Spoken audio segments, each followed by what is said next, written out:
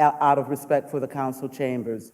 We'll begin with a moment of collective silence, followed by the Pledge of Allegiance.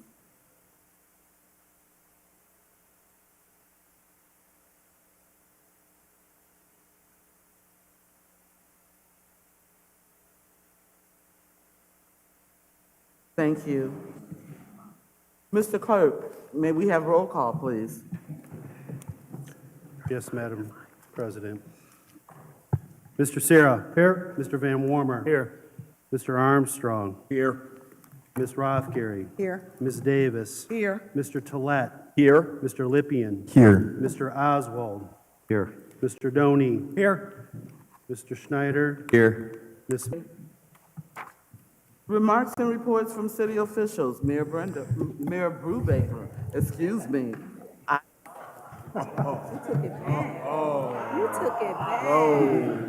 I just don't think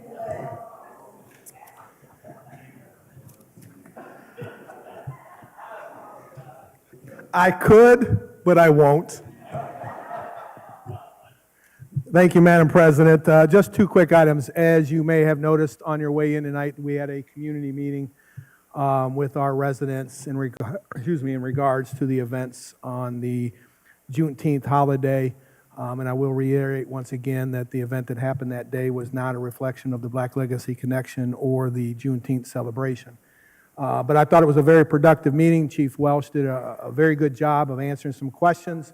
The residents were very respectful and had very good questions, so I appreciate Paris Smith from the Urban League and Ms. D. Tolber from the NAACP for coordinating this meeting. There's some follow-up that we'll be doing with them over the next few weeks to continue not just conversation, but actions in order to continue to build relationships between our police department, which I think they do a great job of, but continue to build those relationships, particularly with our black community, just to be honest with you. That was what the request was. Secondly, tonight I have with us somewhere out there amongst the folds of people is Dwayne Whiteley, and I'm officially announcing, as you best kept secret in Lorain County, that I've appointed Dwayne Whiteley, our former police chief, as our new safety service director. We are working through the logistics of his start date due to the fact that he is as the commander of the Lorain County Community College Police Academy. They're in the middle of an academy. So we're working through logistics on his start date. Assistant Safety Service Director Lesh will continue to operate as our acting Safety Service Director, but I want to welcome Dwayne back to the city of Elyria. He put in many years at the Elyria Police Department, including 11 as the chief, retiring in 2021, and I'm greatly appreciative of his opportunity. He is a resident of the city. I know several asked me that. Him and his wife moved to the city back in 2025, so we're grateful for that. He has chosen not to speak tonight, so in lieu of the many items on the agenda, but I just wanted to officially announce that Dwayne will be stepping in as Safety Service Director. And I'm open for any questions. Thank you, Mayor. Are there any questions for the mayor? Thank you. I'm sorry, Mr. Lippian. Thank you. Through you, Madam President. I guess it connects to one of the agenda items, but is it true that Love Retail terminated the agreement and that they'd... Project, so I asked them for an update, and we're meeting Thursday to get an update, so hopefully I have some information to share with you prior to the September 3rd meeting. Thank you. Mrs. Rothgary. Through you, Madam President. Thank you and your team for Touch a Truck. Fantabulous event. Kids, adults love it. Through you, Madam Chair, President, that actually is the credit to Megan. Megan is the one who coordinated that, came up with the idea with support from Annie and Whitney and obviously our departments and employees. So thank you. Any other questions? Thank you, Mayor. Law Director Deary. Good evening, through you, Madam President. As has been publicized, there are several matters going to strategic planning tonight with potential action to follow. One was referred by the IT Director, Brian Rothgary. This matter, in many ways, is housekeeping, but that's not to minimize its importance.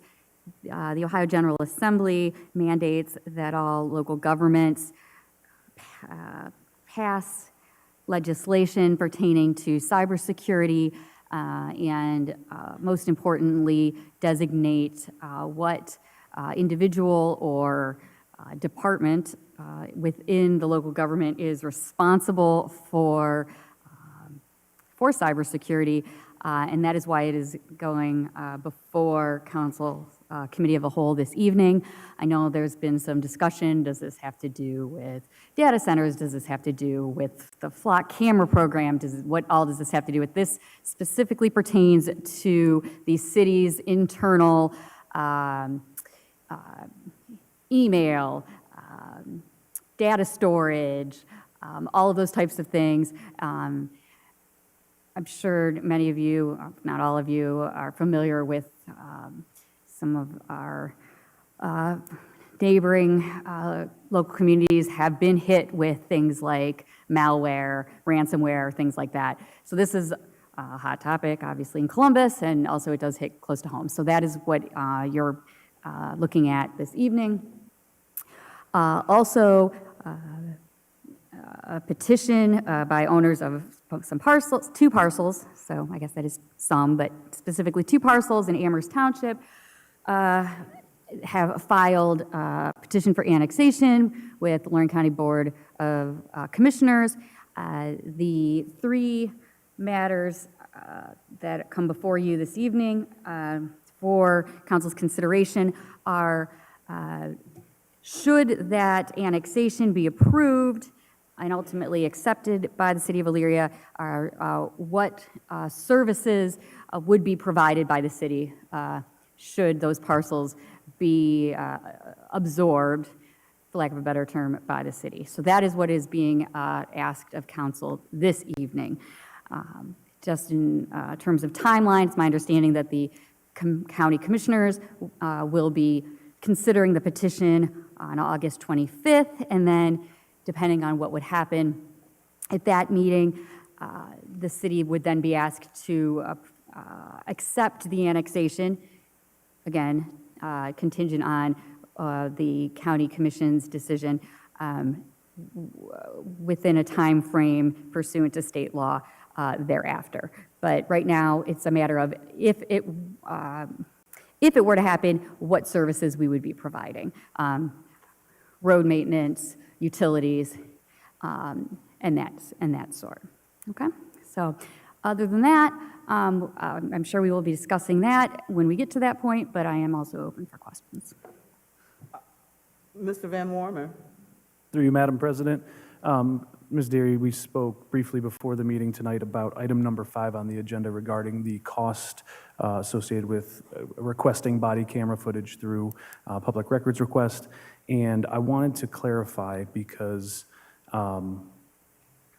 it sounds like the fee would only be waived in a situation where the city is party to the court proceeding involved.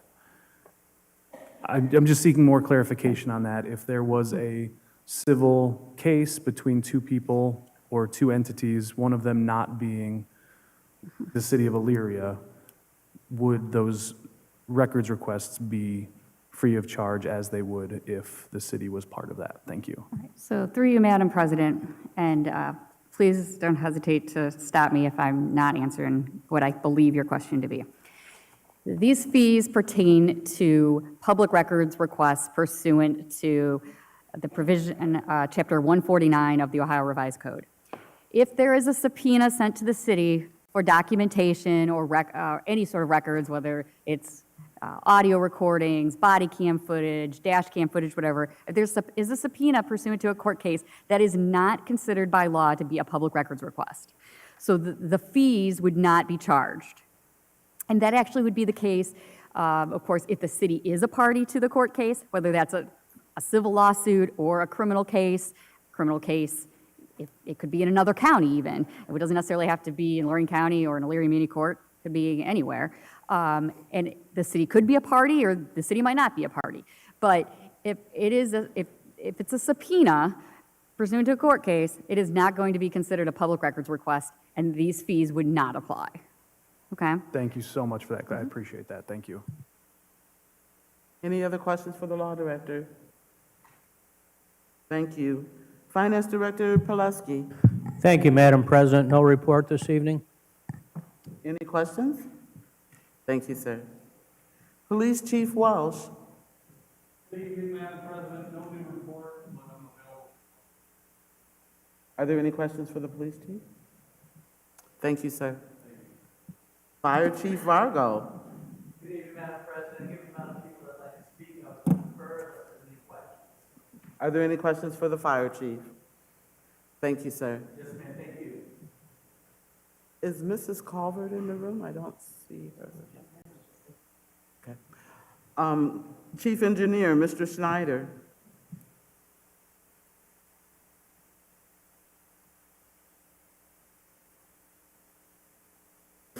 Thank you, Madam President. Just wanted to update council on a few projects, as I know you are all dying to hear some of these. So we've had a pre-construction meeting with one of our contractors who will be performing the West Avenue, Washington Avenue, and Taylor Street resurfacing. Those are 3 Ohio Public Works projects.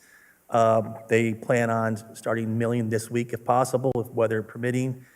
Signs should be going up soon if they aren't up already. They anticipate the work taking only a few weeks to complete pretty much all 3 projects, so, which is, at least for the resurfacing portion, typically the sidewalks and the adjustments come later. The street resurfacing program, the asphalt street resurfacing program, we have a pre-con this coming Wednesday, and, but we were informed by the contractor that he plans to start next Monday. We should have already seen a lot of the signs go up in a lot of areas, so they are moving forward with that. The Abbey Road State Route 57 project that ODOT is administering, I believe there's 2 more days for paving, and that paving work will be done. Once again, the only things we'll have to clean up are adjustments, sidewalks, pavement markings, things of that nature. So that's moving along as expected. The plan is obviously to have Abbey Road opened up before school starts. That was the deadline in that project. Chestnut Ridge and State Route 57, we are out for qualifications for that to get an engineer on board to look at the entire intersection for design this time. So we are moving forward with that. We should have those next Friday, and then we'll evaluate engineers and bring that before council and if you decide to move forward with those. Safe routes to school. That project should be starting in about 2 weeks. August 24th is when the anticipated start date for that is. That will be over largely in the Eastern Heights area as far as sidewalk replacement. Middle Avenue sidewalks, as you notice, across the square there, they're cutting trees down and whatnot because the trees have been lifting a lot of the sidewalks. So they're getting it prepped for replacing the sidewalk over there. So that is obviously starting. And then we have Oberlin Elyria Road, which should be starting in September for the road diet and the traffic light removal. But with that, Murray Ridge? Murray Ridge, we're still waiting on ODOT to complete the environmental requirements. So the referral is going in tonight to go out for bid, but we're kind of beholden to ODOT to finalize that before we can move forward. Thank you. Mr. Oswald? Through you, Madam President. What OPWC, okay, so Olive is getting it from, for next year, you're putting in for Olive to be redone from Taylor to Hilliard Poplar. I just happened to drive down that road, a lot of work, because they're putting in the lines, water lines. There are no curbs on that. How are they going to bid that? Or have you looked to see if they're going to end up putting a small curb, or do you, because it's pretty bad. So I know it's going to add to the cost, so I don't know if that's something they would do at that time, but sure would be nice if they could get some curbs in there. Curbs are a challenge in the city, obviously. It's not that we don't want to do them. Unfortunately, it just drives the price up 2 to 3 times as much as it takes to resurface the road. If that's something council prefers that we do, once again, it's going to greatly reduce the number of streets we get done a year. But we're definitely open to the conversation. As part of the Ohio Public Works proposal for next year, it does not include curbs. Traditionally, it's largely the handicap ramp, curbing only, curbs around drainage structures, things of that nature. All right, thank you. Snyder. Thank you, Mr. Snyder. Thank you.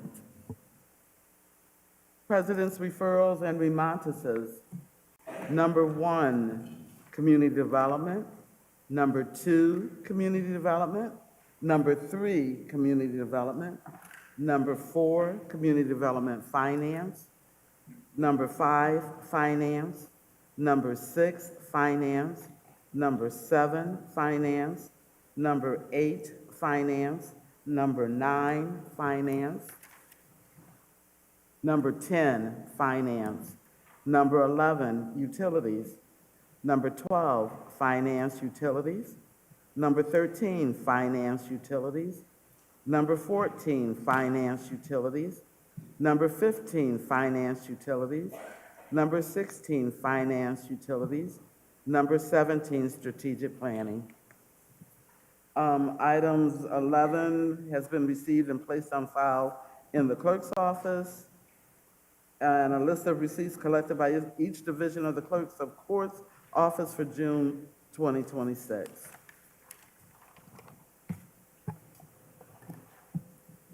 Mr. Clerk, petitions and remonstrances from the lobby.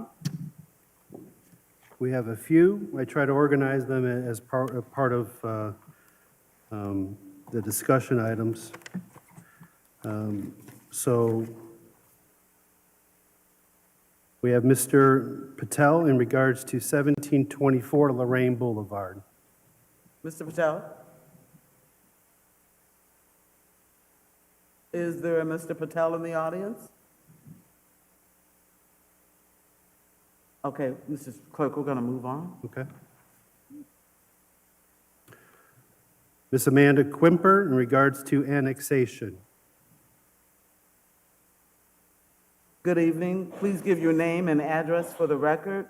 We have a 3-minute time limit, and because of the numbers of people that want to speak, we're going to be very strict with that this evening. Okay. So please go ahead. Thank you. Amanda Quimper, 2299 West River Road, North Elyria.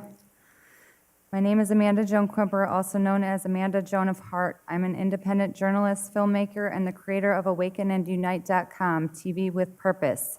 Ohio has long recognized the public's right to know how taxpayer money is spent. Yet recent changes to state law, HB 96, Ohio Revised Code 9.66D, has significantly limited public access to many economic development records.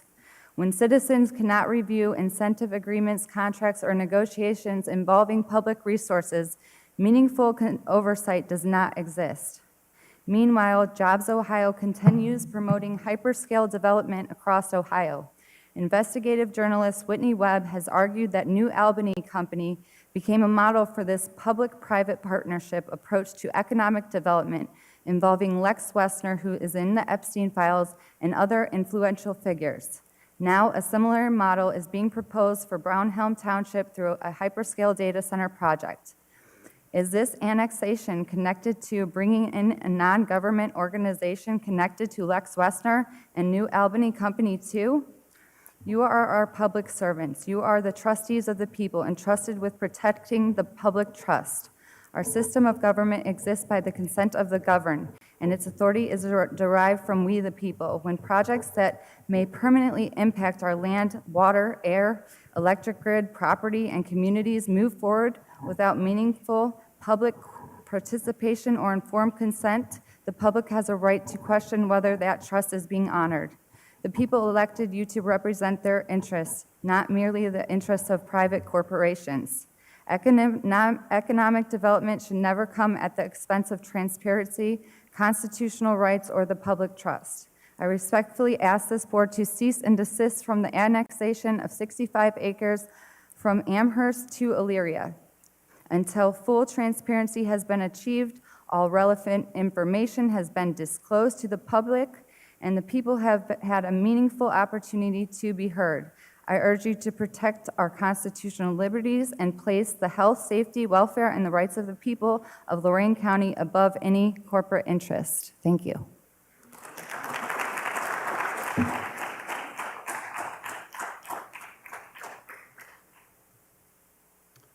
Ms. Karen Johnson, regarding annexation concerns.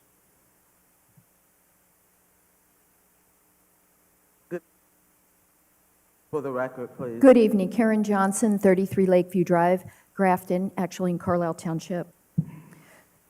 I've lived in Carlisle Township for more than 30 years, and during that time, I've learned that annexation is one of the greatest challenges to township self-governance and should be the exception and not the first option. Before pursuing annexation, I believe the city should first make every effort to negotiate with the township and developer. Too often, developers are placed in a position where access to essential utilities depends on annexation rather than cooperation, which I am concerned is happening here. Does this annexation even make financial sense for Elyria? Amherst Township will continue to receive the property tax revenue, while Illyria's primary benefit is municipal income tax, for which reciprocity will take away most of it. In return, Elyria could assume long-term responsibility for sewer infrastructure, roads, police, fire protection, trash pickup, and other municipal services. Has a cost-benefit analysis been completed? If Elyria can receive sewer revenue without assuming decades of future obligations, why isn't that a better financial choice for your taxpayers? They deserve to know that both options have been evaluated. Finally, many residents are concerned that this annexation would become a first step toward future annexations, including a proposed megasite immediately to the south. If this decision is completely independent of those future plans, I respectfully ask the council to say so publicly. If not, then taxpayers deserve transparency and to know whether discussions are taking place, because lack of that transparency and discussions is what led to outrage in New Russia Township. And you need to reveal whether future water and sewer expansions are already being considered by the city, what they would cost, and who would pay for them, and what risk you are committing them to. The proposed $450 million water upgrade for the megasite is not even sitting well with rural water. The county committed Avon Lake's regional water facility and revenue stream as collateral for a $67 million infrastructure loan without Avon Lake Council's approval. The sewer district hasn't even been established. That project is looking for an entity to assume tremendous risk. And I suggest a moratorium on data centers while you review your zoning code as a proactive step in protecting your community from this aggressive push for tech development. Please base this decision on today's facts, not tomorrow's speculation. Respect your neighboring townships, protect Elyria's taxpayers, and make annexation the exception rather than the rule. Please facilitate negotiations where Elyria provides the sewer without annexation, and let Amherst Township and the developer come to their own agreement moving forward. Thank you. Thank you.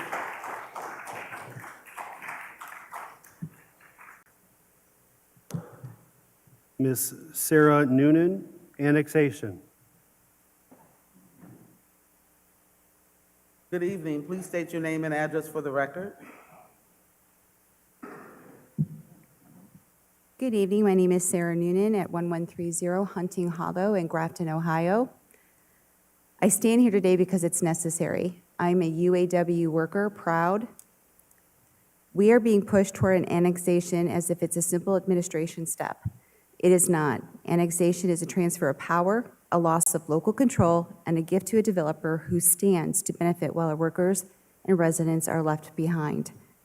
Our county commissioners refuse to come to the bargaining table and refuse to negotiate with Local 2192, who keep our communities functioning, the people who show up every day, even when leadership does not. How can we talk about annexation when we can't even talk about fair wages? How can we talk about growth when the commissioners won't even sit down with the workers to make that growth possible? Meanwhile, our communities are suffering.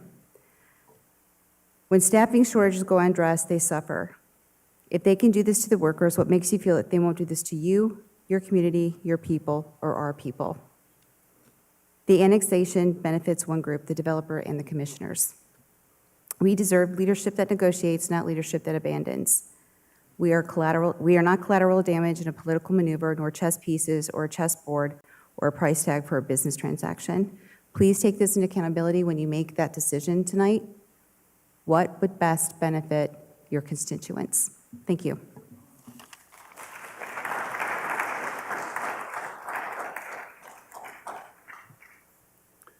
Ms. Kim Poland, annexation.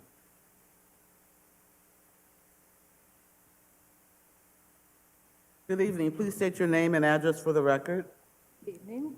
Kim Poland, I'm at 44625 Russia Road, Elyria, Ohio. I'm actually the last house on, heading west on Russia that is Elyria, not Elyria City, but I am Elyria. You will notice there's quite a few of us here that don't live in the city of Elyria. And so why are we here? We're not, to quote somebody, we're not here to bring pitchforks and torches. We just want to come and talk to you guys, let you know, we've been fighting the mega site thing for years. And especially the last 12 months, we're tired. But we know it's important to us. This annexation, whether it's tied to that or not, it may or may not, I don't know. But I do know that financially, the annexation doesn't seem to be the right thing for you guys. It only seems to be a benefit for the landowner or the developer. A type 2 annexation, which this is noted as, for the petition is noted as, will keep those parcels with Amherst Township. They will continue to collect all the property taxes, Amherst Township will. The city of Elyria will only get the income tax. I know Karen went over that, which is going to be very limited because your guys' income tax is set up as a way that not everybody that lives in the city of Elyria pays the Elyria city tax.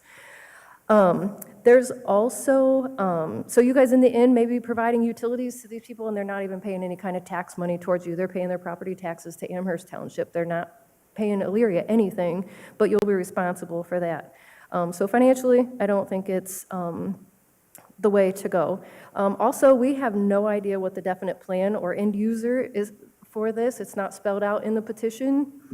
So I think it would be wise for you guys to take a look at those two parcels and do some more research, do some more asking. What is the end result? Like, what is the end user that they want for this? What is the, and get that in writing before you make a decision. There's also, around these two large parcels, there's 42 parcels that are contiguous to those two. Those are people's homes. 14 of those parcels, if you guys were to annex that in, now become cut off from Amherst Township. They're kind of like their own little island. So who's watching out for them? Are they then going to get scooped up into Elyria? I don't think that's the intention. But the high-density residential or cluster development, whatever's going on, whatever they're thinking is not compatible with the agricultural residential zoning of those 42 parcels as they are right now. Finally, not finally, two things, sorry. Usually an annexation's a win-win for both the landowner or developer and the city. Everything that we've seen so far, done research with a Polly, petition. Your 3 minutes are up. Thank you.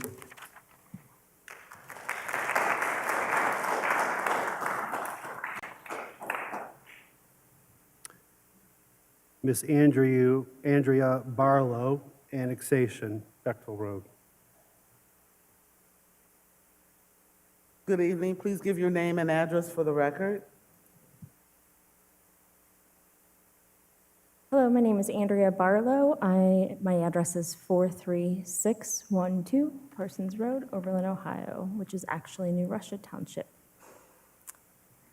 I'm here today to repeat a bunch of what has already been said. As selfishly, I do not want this annexation to happen because I am a New Russia Township resident and we are in fear. But setting that aside, I thought, why wouldn't Elyria want this? And I honestly cannot find many reasons why you would want this. I mean, income tax-wise, not very many people work in Elyria. A lot of those people are going to work in Cuyahoga or outside of Elyria. So they're going to get that exemption that the city provides them. Also, there's retirees who are going to move in who receive exemptions. And let's not forget, the people who live in this annexed area will also have to pay levies to the township. So this will be definitely a hardship on the residents when they're having to pay for fire and water and schools and all the other extra needed needs that's going to go into this. So a lot's going to be coming in. You're going to take care of roads and maintenance and sewer and water. But how is that going to get paid for? It's going to be a burden on the taxpayer. So I really struggle to see how it would benefit the city. And plus, that whole area, they love that country. I know some of the people that live out there, they don't want that to change. They moved there for that reason, and you're going to completely change the culture of that area, which is unfair because most of them don't have a voice in that township to say anything or to deny or reject this. I know Mayor Brubaker and we spoke at a town hall meeting together and in support of the UAW. And when we spoke, we're supporting I've been a part of the UAW. My dad was there for 48 years, my husband 25 years. We're union people, we want to bring jobs.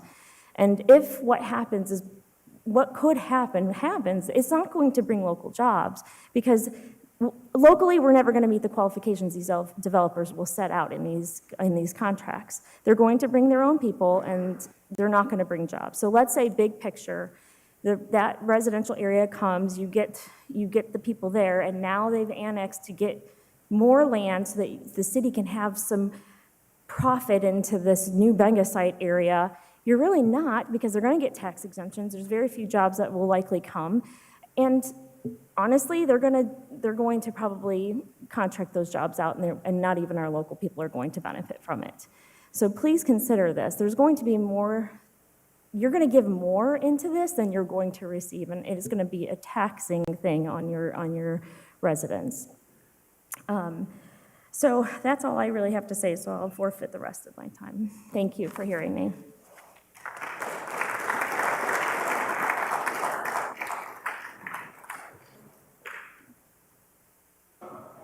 Pam Roadhamel.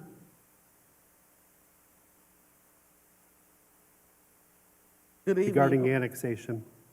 Good evening. Please state your name and address for the record. Good evening. Cam Roadhamel, 133 Harvard Avenue, Elyria.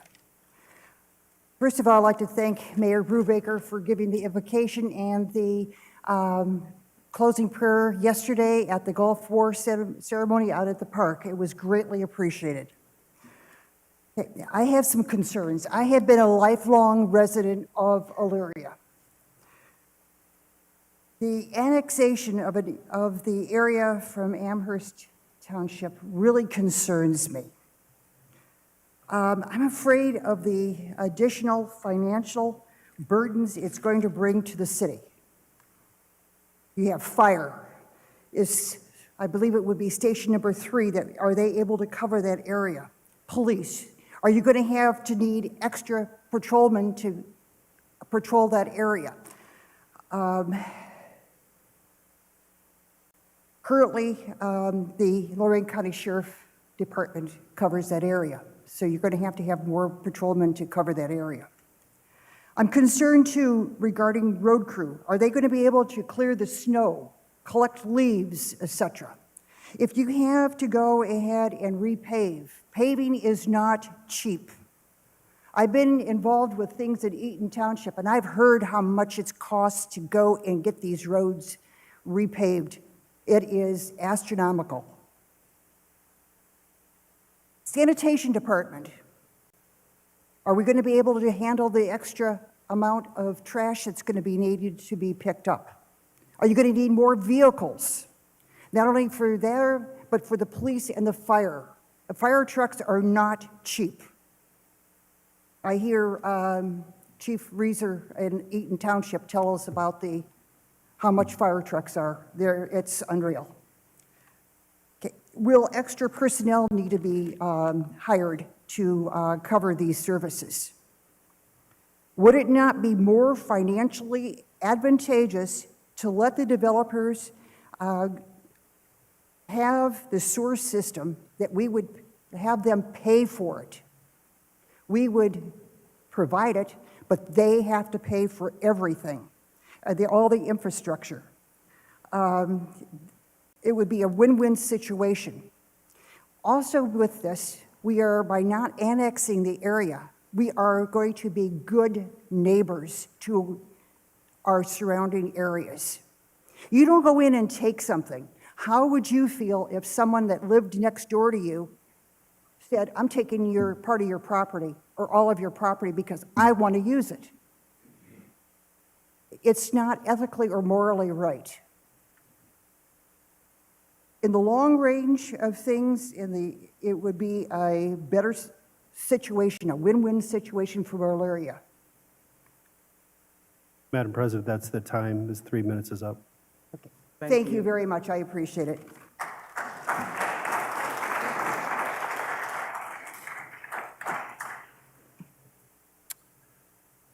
Ms. Stephanie Edwards, corner of Chestnut Ridge and 57 annexation. Good evening. Please state your name and address for the record. Stephanie Edwards, 342 Augusta Drive, Elyria. I've been a tax-paying resident in Elyria since 2012. I'm speaking today about the proposed new development of businesses at the corner of Chestnut Ridge and State Route 57. Since we have lived in our current home in that area, the intersection has been congested. I'm all for progress and new businesses coming to the city, but as it stands now, I would be opposed. I drive that area no less than 6 to 8 times per day, sometimes going straight, turning left, turning right. At any given time, you could be sitting in traffic backed up to South Abbey. Sometimes driving my son to work at Romeo's takes us 20 minutes, and we live 1.1 miles away. I know I'm not the only person in this situation. The area needs a major traffic overhaul now, but it sounds like the plan to handle traffic once this new development is built is the option. I don't think that's the best plan for the current citizens.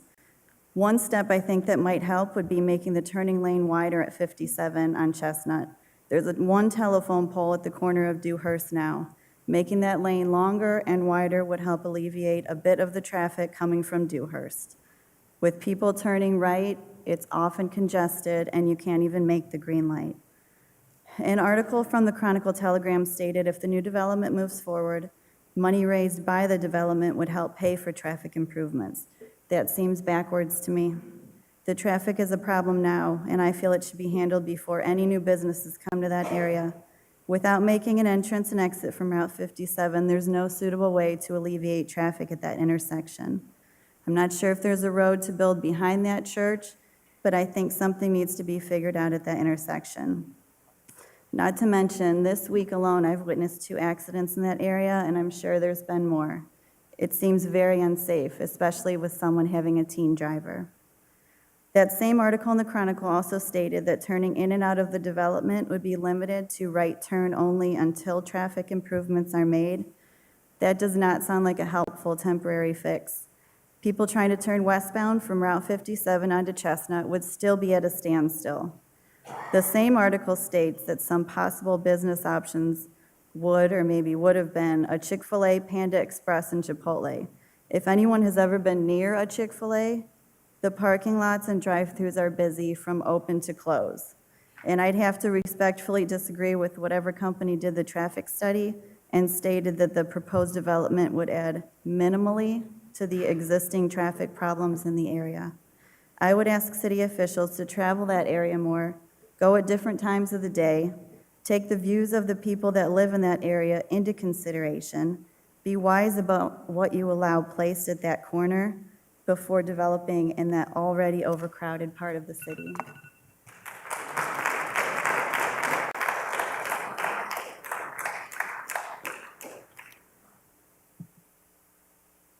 Jean Malo regarding speed limit sign Fieldstone Lakes.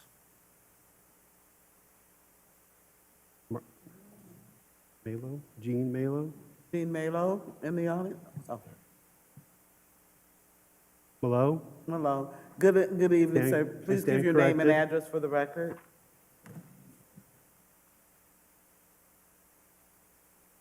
Eugene Malo, 145 Westminster Way, Elyria. Now, I don't have my paperwork with me, the gentleman does. But it's basically, we have issues which some of the people do, where Chester and Bender Road comes. We always have an issue when we make headed west and you try to turn onto Bender Road. I mean, there's gravel there. Now, I don't know if the city would put any asphalt or something to make it wider when we make that turn. Because every time you turn there, you're going into the ruts and you're trying to stay further over to the left.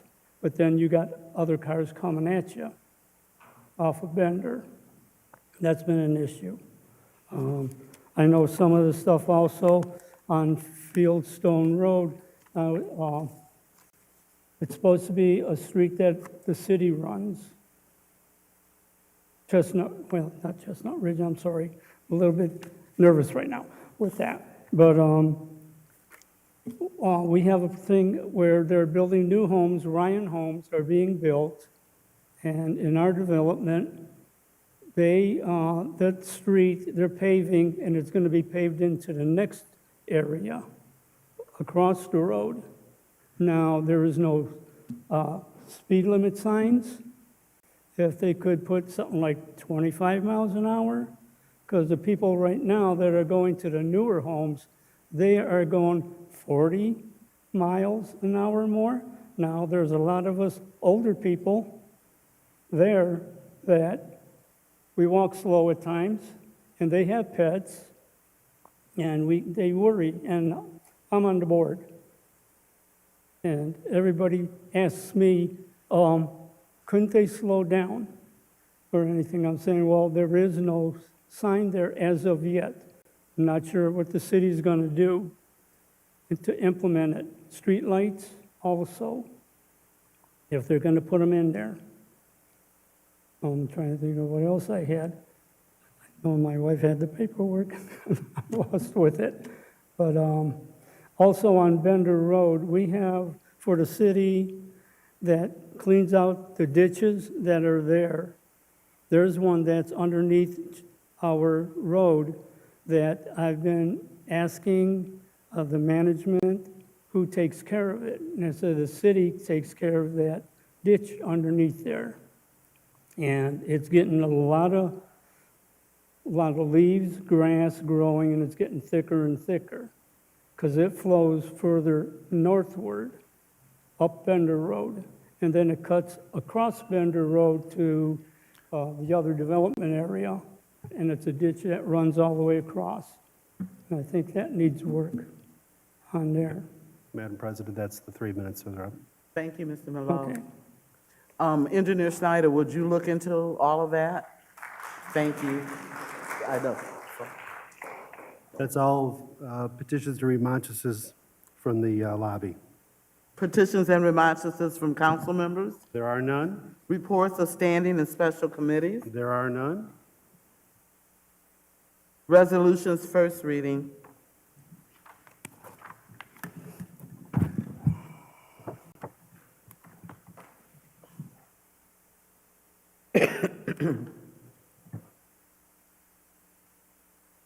Sponsored by Finance, a resolution approving the list submitted by the Safety Service Director for the collection of delinquent inactive utility accounts and directing the clerk of council to certify said accounts to the Lorraine County Auditor and declaring an emergency. Mr. Tolet. Madam President, I ask that this resolution be passed in its first reading under suspension of rules and declared an emergency. Second. Second by Mr. Lippian. On the suspension, all those in favor say aye. Aye. Opposed? On the emergency, all in favor say aye. Aye. Opposed?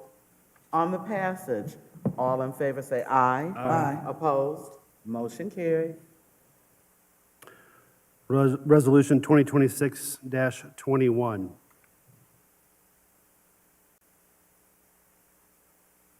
Sponsored by Finance, a resolution approving the collection of demolition-related costs for 360 Maple Street, Elyria, Ohio, 44035, and directing the clerk of council to certify said costs to Lorraine County Auditor and declaring an emergency. Mr. Tolet.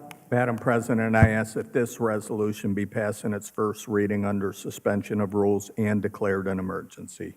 Second. Second by Mr. Snyder. On the suspension, all in favor say aye. Aye. Opposed? On the emergency, all in favor say aye. Aye. Opposed? On the passage, all in favor say aye. Aye. Opposed? Motion carried.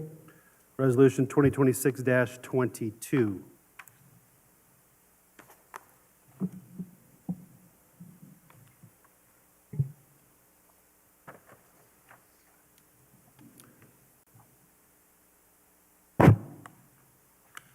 That's all the resolutions first reading. Resolution second reading.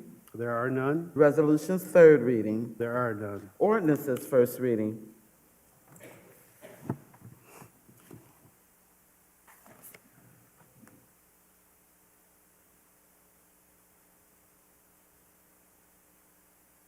Sponsored by Community Development, an ordinance accepting the dedication of certain lands, easements, and right-of-ways for the installation of streets and utilities as provided in the final plat of South Ridge and Fieldstone Lake Subdivision Number 2.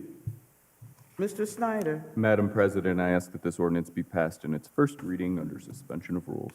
Second. Second by Mrs. Roth Gary. Are there any questions? Question. On the suspension, all in favor say aye. Aye. Opposed? On the passage, all in favor say aye. Aye. Opposed? Motion carried. Ordinance 2026-91.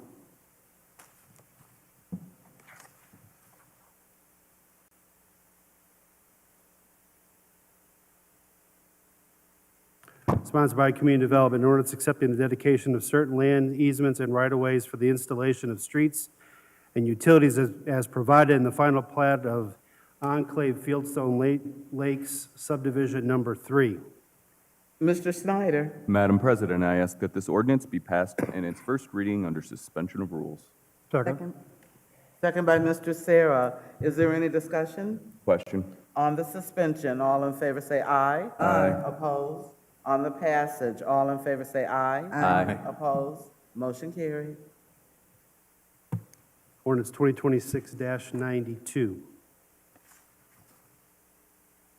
Sponsored by Finance, an ordinance amending the Elyria Codified Ordinances, Section 109.05, Division of Police, and declaring an emergency. Mr. Tolet. Madam President, I ask that this ordinance be passed in its first reading under suspension of rules and declared an emergency. Second. Second by Mr. Van Warmer. Question. I'm sorry. Who called the question? I did. Thank you.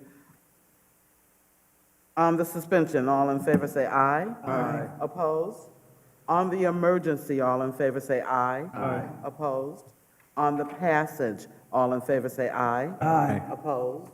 Motion carried. Ordinance 2026-93.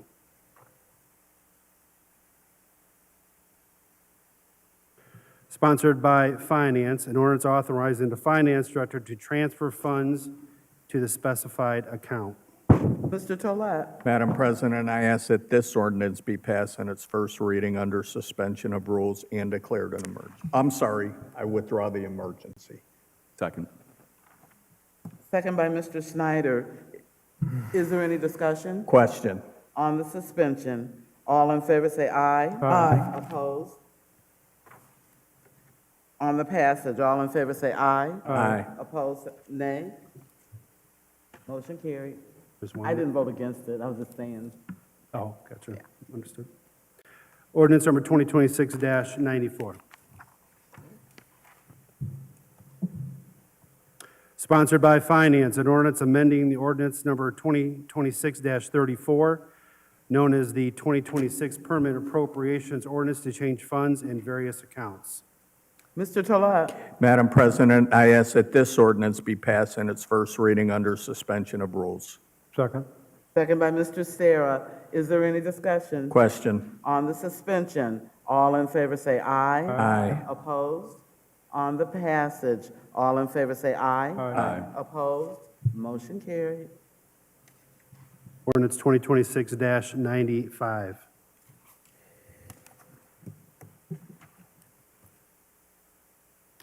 Sponsored by Community Development, an ordinance approving the 2026 Community Development Block Grant Action Plan and analysis of impediments to the Fair Housing Choice updates, and authorize the mayor to submit the fiscal year 2026 action plan to the U.S. Department of Housing and Urban Development and declaring an emergency.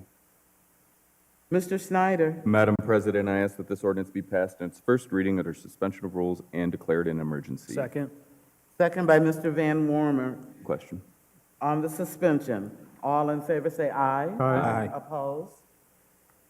On the emergency, all in favor say aye. Aye. Opposed? On the passage, all in favor say aye. Aye. Opposed? Motion carried. Ordinance 2026-96. You're welcome, Mr. Taylor. Good old Bobby. Sponsored by Community Development and Finance, an ordinance amending ordinance number 2025-197 to increase the reimbursement amount for improvement cost approved through the Downtown Historic Redevelopment Grant Program and declaring an emergency. Mr. Snyder. Madam President, I ask that this ordinance be passed in its first reading under suspension of rules and declared an emergency. Second. Second. Second by Mr. Van Warmer. On the suspension, all in favor say aye. Aye. Opposed? On the emergency, all in favor say aye. Aye. Opposed? On the passage, all in favor say aye. Aye. Opposed? Motion carried. 2026-97. Sponsored by Community Development and Finance, an ordinance approving the application of Daniel Martin, managing member of 374 Broad Street LLC for improvements at 374 Broad Street, Elyria pursuant to the Downtown Facade Improvement Program created by ordinance 2019-19. Mr. Snyder. Madam President, I ask that this ordinance be passed in its first reading under suspension of rules. Second. Second by Mr. Lippian. Question. On the suspension, all in favor say aye. Aye. Opposed? On the passage, all in favor say aye. Aye. Opposed? Motion carried. Ordinance number 2026-98.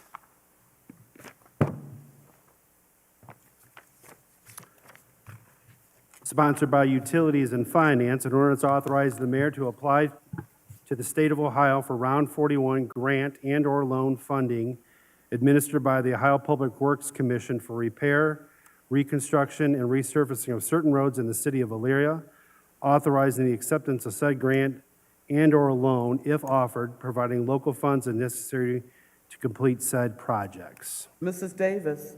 Madam President, I ask that this order to be passed on its first reading under suspensions of rules. Second. Second by Mr. Armstrong. Madam President, in Mr. Lippian. in order to avoid the appearance of a conflict of interest, I'll recuse myself from this vote. Thank you. Is there any questions? Question. Thank you. On the suspension, all in favor say aye. Aye. Opposed? On the passage, all in favor say aye. Aye. Opposed? Motion carried. Ordinance number 2026-99.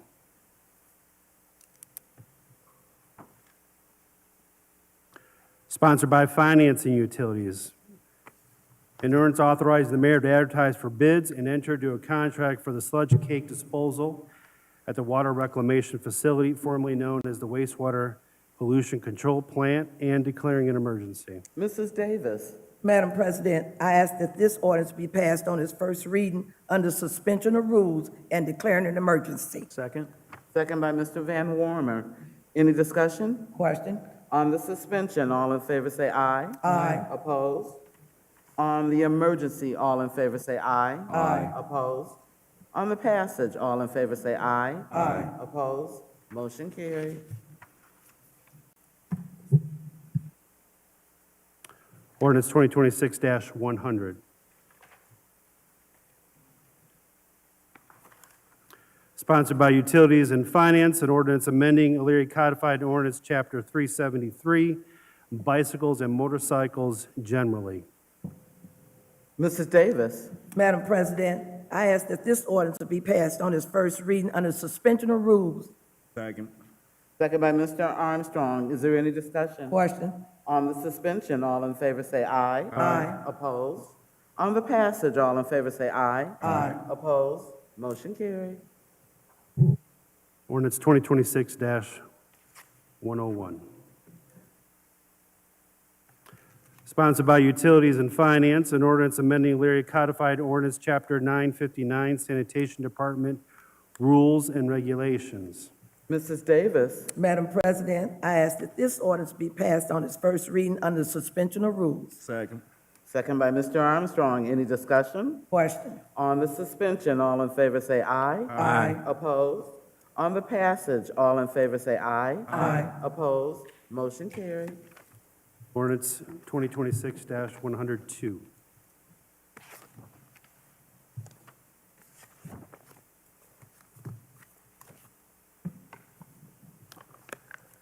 That's all ordinances first reading. Ordinance is second reading. Sponsored by Community Development. An ordinance amending Section 1119.02 codified ordinances of the City of Elyria, Ohio, known as the zoning ordinance, to rezone certain real property located at the northwest corner of Chestnut Ridge Road and State Route 57, Elyria, Ohio, Residential 1 District to Commercial District. I declare that this ordinance has had its second reading. Public hearing is scheduled for September 8th, 2026. That's all second, ordinance to second reading. Ordinance is third reading. There are none. We are going to recess into strategic planning. Law Director? Through you, Madam President, by motion. Okay. Can I get a Second. move by Mr. Sarah and second by Mr. Tolet? All those in favor say aye. Aye. Opposed? Motion carried. Before we go in strategic planning, we're going to take a 5-minute recess. Is that okay? Okay, 5 minutes.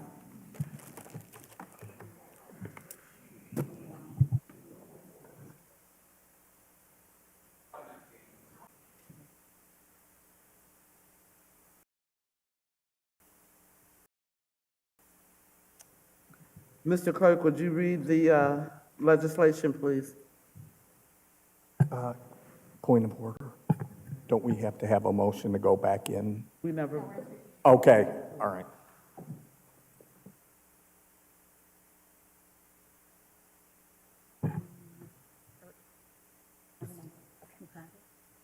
Right, it's the,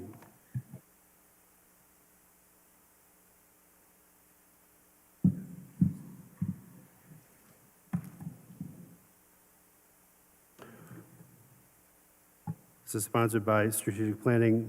Not yet. Excuse me. You consider the matter of resolution adopting the cybersecurity program for the City of Elyria in accordance with the Ohio Revised Code, Section 9.64, and declaring an emergency. Mr. Roth Gary. Good evening. As Director Deary mentioned earlier, it's kind of a housekeeping item. The law that was passed requires the city's legislative authority to formally adopt a cybersecurity program. The IT department has completed an assessment of our existing things, and we are just going to abide by the suggestions of the law. The law doesn't have a whole lot to it yet, but we have, certainly satisfy a lot of the things that it's looking for. And we will continue to improve on that as we normally do. Thank you. Mr. Tolet, you have a question? Yes, I do, and I apologize that I know we're busy. Recently, an Ohio community was held ransom for their water department. I believe they shut off all water supply or threatened to shut down all water supply, which would have affected hospitals, nursing homes, where they would receive no water. Is what you're doing preventing a type of issue like that? I know that that's an unfair question, but I thought about how to phrase it today. That's not an unfair question. It's what we do every day. Thank you.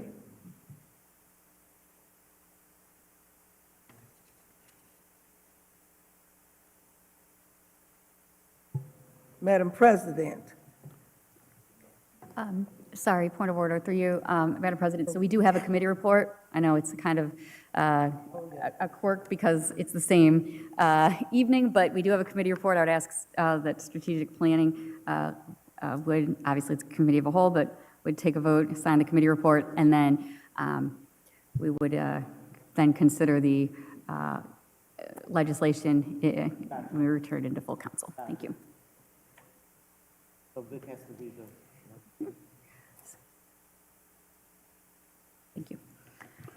We consider of a matter adopting the cybersecurity program and ordinance supporting operational technology and data for the city of Elyria. An emergency to follow. Emergency clause, excuse me. Thank you. Mrs. Davis. Madam President, I ask that this resolution be passed under suspension of rules and declare an emergency. Second. Second by Mr. Tolet. On this, is there any discussion? Call for the question. On the suspension, all in favor say aye. Aye. Opposed? On the emergency, all in favor say aye. Aye. Opposed? On the passage, all in favor say aye. Aye. Opposed? Motion carried. Resolution 2026, no, They do that in full council. okay. This is just My a committee- apologies. Sorry. this is just a Point of order. committee report that we're passing through. Thank you. We're in strategic planning committee right now. We will pass the ordinance. Gotcha. Okay, Thank you. Yes, because we're all in the strategic. Thank you. Good question. I'm sorry, it's confusing. We haven't done this in a while. Yes.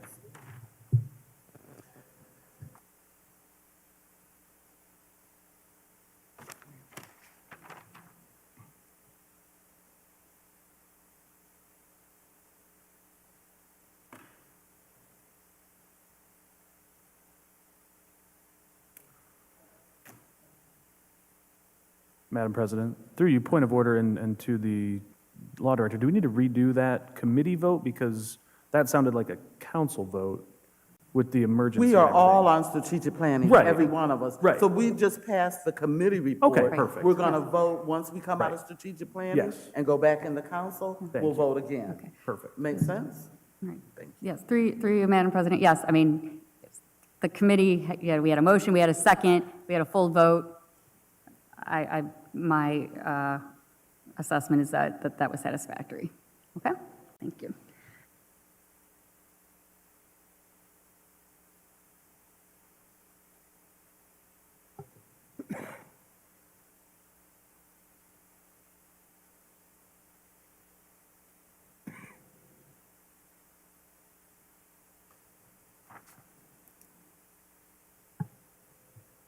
The second item is the matter of the Type 2 expedited annexation to annex 65.2559 acres of property having been assigned to Lorraine County permanent parcel numbers 05-00-071-000-073 and parcel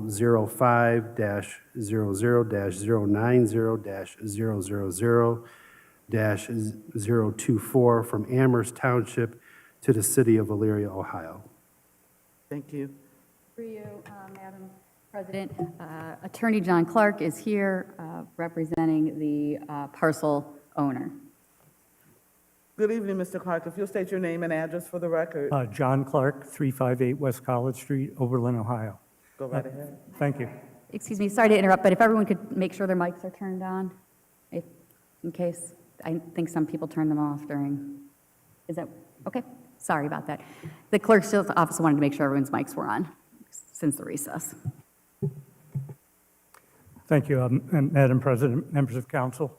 We're here on a statutory process. As you may know, annexations are strictly statutory. There's a lot of time limits that have to be met. This involves the requirement that the council pass an ordinance regarding what services it would provide should the annexation be approved, and establishing a buffer zone to separate incompatible uses with the use of the annexed territory and road maintenance that might arise as a result of the division of the road through the annexation. This has to be done within 20 days of the filing of the petition. That ordinance will then go to the county commissioners. If the county commissioners approve the annexation, it will come back before this body for final approval. Thank you, Mr. Clark. Are there any questions? Mr. Talat? Through you, Madam President, I only have one question because it was brought up. Very simple, straightforward. What we're being asked for to do tonight, does it have any affiliation with the mega site? It does not. Thank you. Thank you. Mrs. Calvert, any other questions for Mr. Clark? Mr. Domi? Yeah, I just had a question. Have we discussed what services we are going to provide, or is that still to come? Law Director Deary? Through you, Madam President. I have had discussions with Engineer Schneider, who was here this evening. As it stands now, these parcels are currently in the wastewater service area of the city, so essentially sanitary sewer. They are not in our water area. Should these parcels become a part of the city of Elyria, they would receive, obviously, police, fire, ambulance service in accordance with our contract with Life Care, sanitation, and as I just mentioned, wastewater. Through you, Madam President, Engineer Schneider, am I missing anything?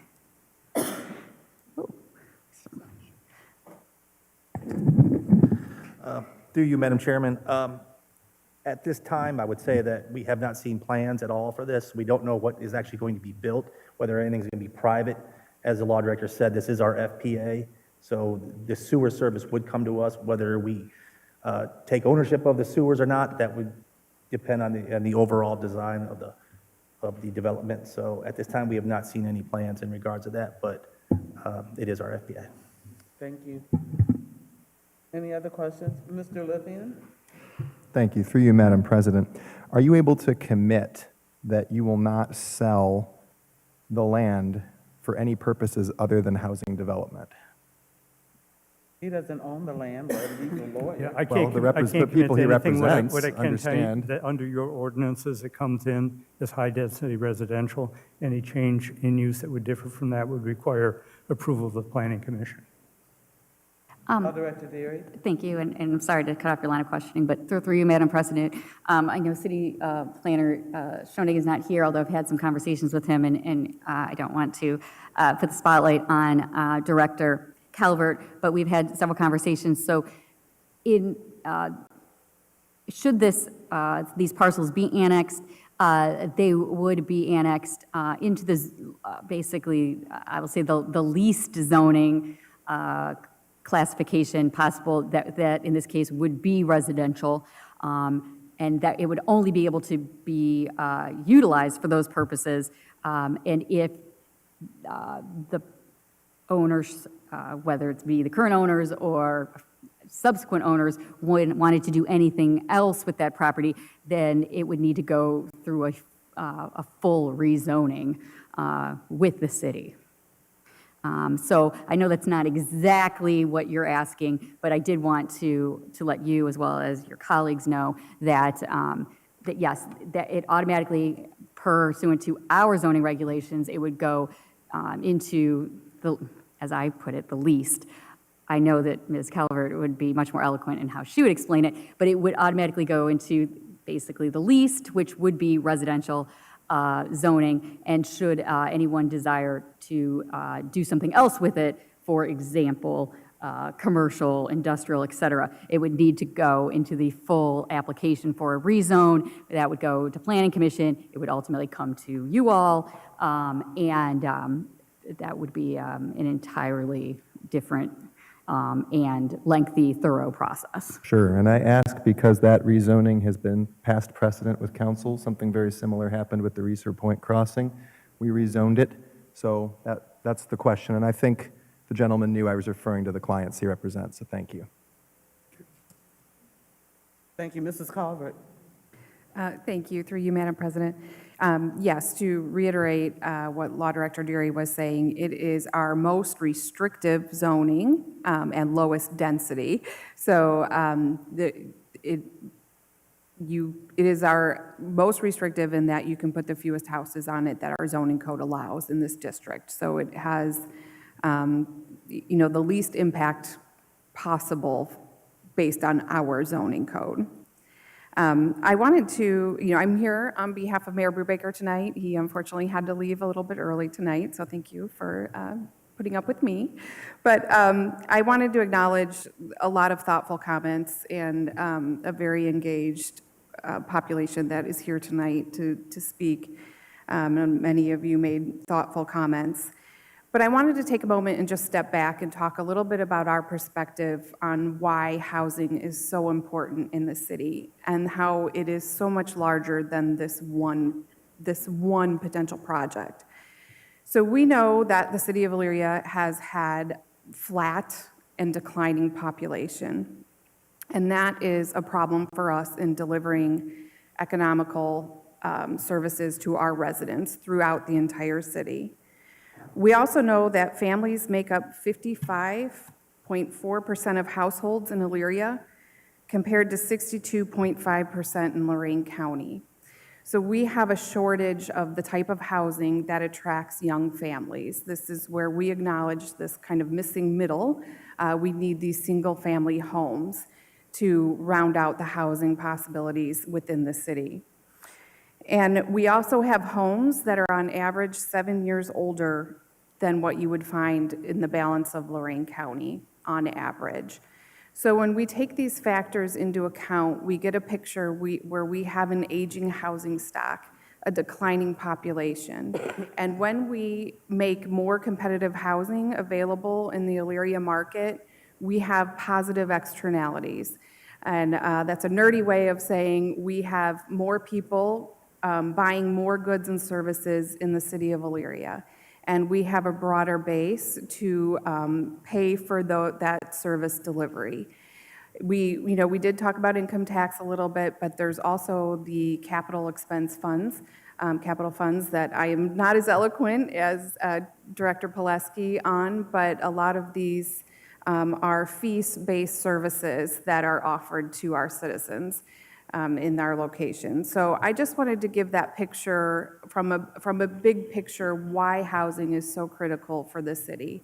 I think we all know it intuitively, but when we think about it, where we stand relative to the rest of the county and where we want to be as a city, housing is a tool to really help make that happen.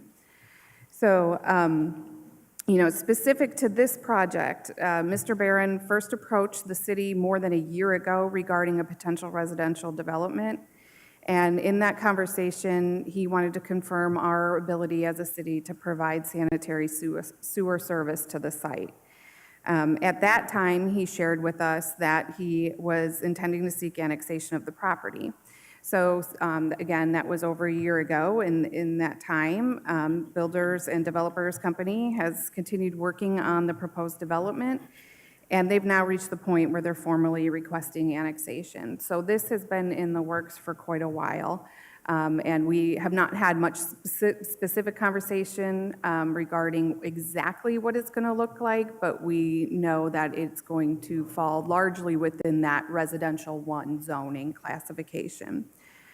I also just want to note that the mayor and I were recently made aware that there were some comments suggesting that the city was unwilling to meet with the Amherst Township trustees regarding this request for the annexation.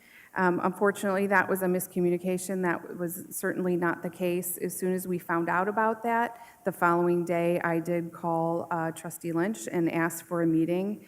We were able to actually meet today and have a good dialogue about this potential project. Thank you, Mrs. Carter. Any questions? I do. Mr. Doney? Historically, developers have annexed into the city to gain access to the sewers, the water, different city services. We're not getting the rural water is going to be out there, so we're not getting the water. We're not getting a lot of the taxes if the citizens live outside the city. What real benefit is it to annex it into the city? Is it just to circumvent so the developer can circumvent the Amherst Township zoning requirements? Because their minimum requirement is going to be 2 acres per lot for dwelling unit. Now, our new zoning code, we actually lessened that restriction. It went from 5 dwelling units per acre to 8 units per acre.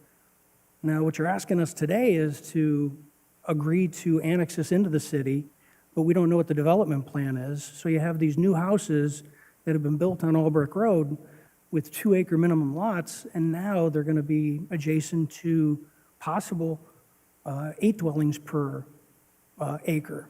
And I just don't know if that's being good neighbors. I don't know if that's good city resources to do something like that. Mrs. Carver? Thank you, through you.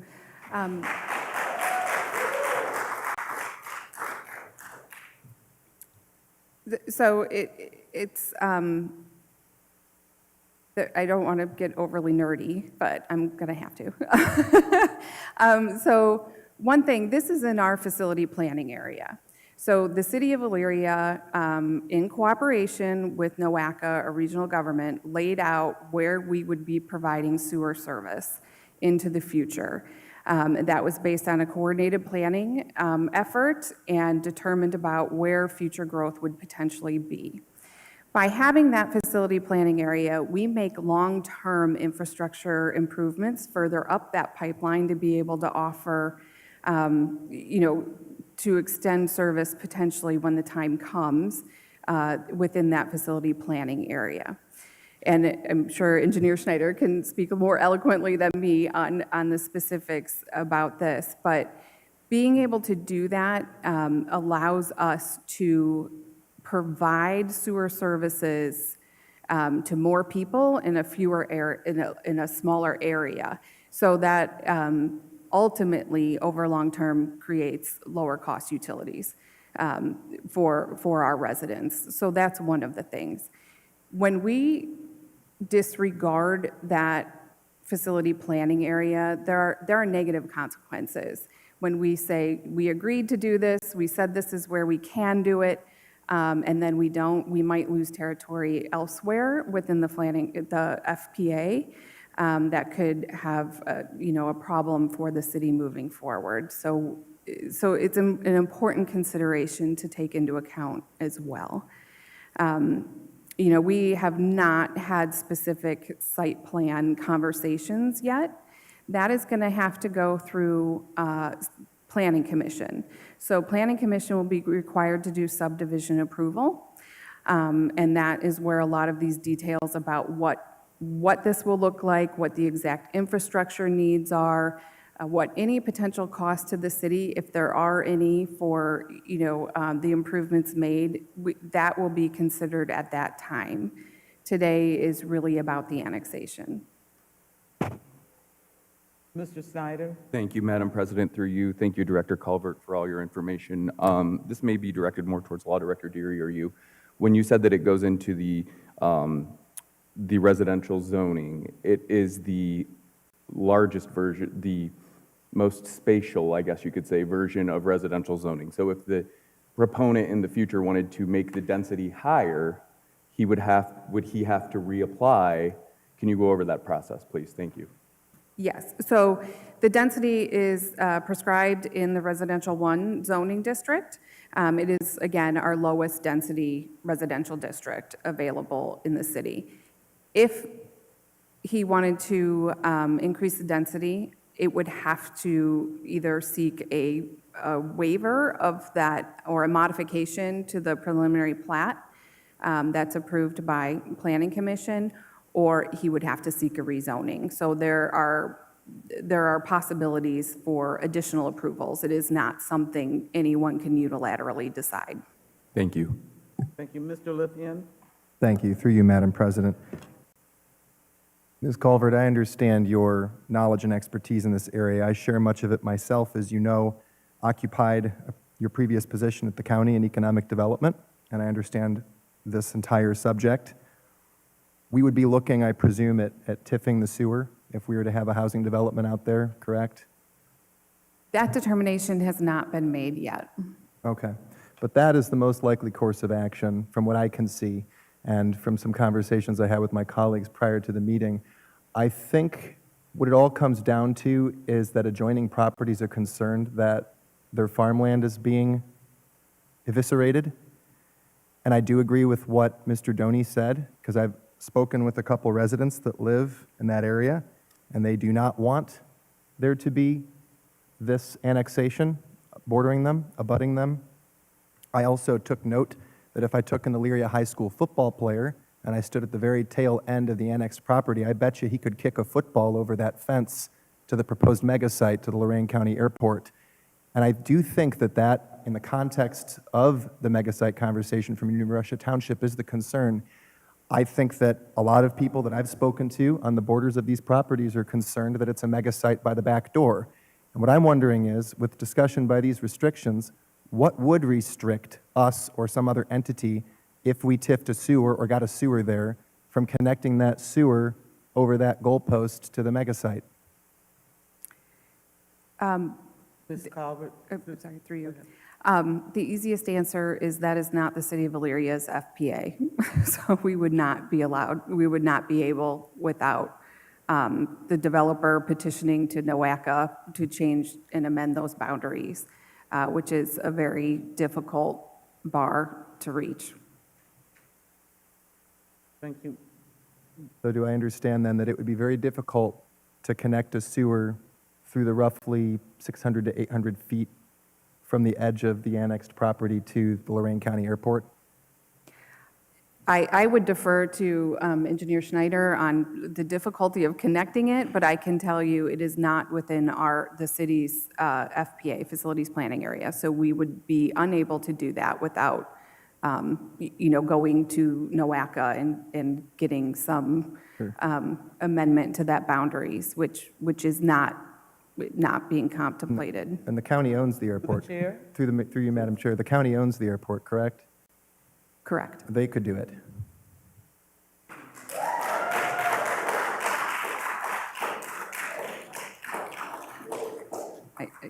Mrs. Calvert, but may I just say, we can't control what the county does. This is about the annexation, but I'll let Ms. Calvert. Thank you, through you. The county could, but it doesn't, the boundary is there. I don't know, there are certain parameters and thresholds that would have to be met by state law to amend that boundary. So, and I don't know, it has a lot of question marks on it, and we don't have any specific information to say anything beyond that. Engineer Schneider, did you wish to say something? Thank you, Madam Chairman. In regards to the FPA, just for a little point of clarity, the furthest eastern part of the airport is in our FPA, furthest eastern port. It's a small amount. The majority of the airport is in Lorraine's FPA. The proposed area for the mega site is in Lorraine's FPA. It's not our FPA. The sewer that would be run to this area would be very limited. This area would connect into a 10-inch sanitary sewer. So if there was a mega site that's built tomorrow, it would not tie into that sewer, as its capacity at that location would not be sufficient. Thank you. Understood. And just a quick follow-up, that does not prevent the county from connecting to it and expanding the sewer pipeline from a 10-inch to a larger diameter. It does, because of the way it runs. They couldn't tie into that exact portion. They would have to go a lot further away. Sounds to me like some more homework is needed in this Through the department. chair, please. Thank Through you, you. Madam Chair, some more homework is needed on that subject. Mr. Oswald, did you have a question? Through you, Madam President, thank you. You want to look in that crystal ball and think that you can figure everything out, and we can't. We talked, I think, a while back, the properties from West Ridge and 113, and when we had a bunch of new developments going in there, of course, that was all farmland. Everybody hated that because it was abutting their houses. Nobody wants development near them. They want everything that they can get. That property, nobody can touch it because they want their farmland, and I get it.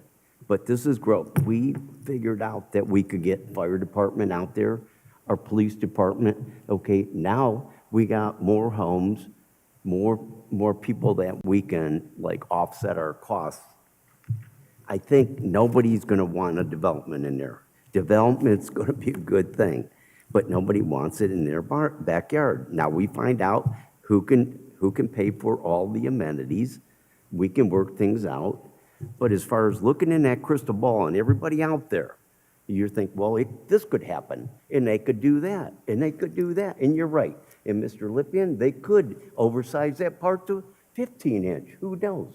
But we don't know that. But you want to, right now, stop an annexation for a development that is going to, like Don, Ms. Calvert was saying, there's so many benefits of offsetting costs now, dividing the numbers. Instead of taking care of 50, you've got 100, so you can offset our expenses because we got more people. And we've always talked about annexing because we want to serve more water. We want to serve more waste. That's why we've been upgrading our waste plants and things like that. So we are trying to get more homes, more developments, and we want a grocery store out there that our president keeps mentioning, but we can't get that kind of stuff until we got housing. So I know nobody wants that. I've been in construction for 40 years, and everybody wants to move out to the country and build their house because it's country. Can I Point of finish? order, point of They order. want to We don't move yell out to and- the country, and when they do, they want to close the door behind them. But what happens to the people that live there? They're like, why did you come out here? Well, I want to be out in the country. Well, we don't want you here. And so that's always going to be when they've got pretty land, and I get it, but there's got to be a development that pays for some of these things. And development, if it's done right, and I say the same thing, who's going to take care of the services?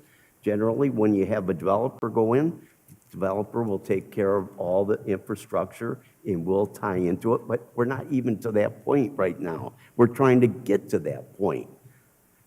But I agree, everybody that lives out there in the farmlands, and it's great country, and you want to keep it that way. But eventually, there's going to be no houses because there's more growth. And yeah, people will be moving out of the city or going out of the city and working other places. We don't yell in this chamber. Thank you. Mr. Oswald, are you done? I better be done, Thank yeah. you. Mr. Clark, would you like to speak, or Mr. Barron? Madam President, yes, Rich Barron is here. He has some information that may address some of the concerns that have been expressed by some members of council and some members of the community. Thank you. Good Mr. evening. Barron, please give your name and address for the Rich record. Barron, 27201 Royalton Road, Columbia Station, Ohio. Welcome, go right ahead. So we are the owners of the piece of property. You can check this and verify online. We have a contract option with Ryan Homes for single-family lots only. And along with that contract, they have supplied deposit money, so you can look up online and see there's mortgages to Ryan Homes for a single-family, no multifamily subdivision for that area. I have not been approached for anybody regarding all this other stuff industrial-wise. It's always strictly been, and when we started with the city, it always was a single-family subdivision. Mr. Lippian? Thank you, through you, Madam Chair. And I don't question the intentions of Mr. Barron. That's not the purpose behind my questions. I'm just merely mentioning some historical context might be helpful. World War II, Franklin Delano Roosevelt wanted to give airplanes to the British to help them fight the Blitz. So what was proposed is that the Americans move the airplanes right up to the Canadian border, but they couldn't give them to the Canadians because at the time there was a Neutrality Act. However, the British soldiers came from Canada, went just across the border, and pulled the planes into Canada with horses. That is the sort of very edge of the border sorts of agreements that can be done between governments. And my concern is that, despite the best intentions of Mr. Barron, is what the county would be doing in regards to this annexation. And I think a lot of people share those concerns, unless I'm mistaken. Mr. Snyder? Thank you, Madam President, through you. Mr. Barron has been here before. I believe he did, if I'm not mistaken. Were you the developer of the development just north of this property fairly recently, like within the last decade? Yes, we were. Thank you. So we're familiar with their developments. Thank you. Any other questions and/or comments for Mrs. Rothgary? Through you, Madam President. I do appreciate everybody that lives out there 100%. I will tell you, my home was built on farmland. Nobody wanted it. I'm so thankful. 23 years we've been there. We maintain our neighborhood wonderfully. We get along with all the residents around it. It's brought homes up in value. We're seeing it in the south end of town. They're building, you know, folks didn't want those homes behind them, but the values have gone up. The buffers are beautiful. I'm a proponent of this. Thank you. Thank you. Mr. Sarah? Through you, Madam Chair. So just a couple of questions. The process is that if we were to take action tonight and approve this, it would have to be approved by the commissioners, and then the plan would have to be divulged, and we have a way out at that point in time if we chose to. Is that correct? Through you, Madam President. Or Law Director? Tonight, council is being asked what services would be provided should the annexation go through. The commissioners in several weeks will have their meeting to approve or disapprove the annexation pursuant to Ohio law. Once that meeting takes place, independent, of course, on what the result of that meeting is, if the annexation is approved by the commissioners, then the clock starts, and within 60 days, no later than 60 days, then City Council would need to make a decision and issue its decision on accepting the annexation. That does not necessarily mean that something would already be submitted to Planning Commission, or that you would see specifics again from the property owner or what have you.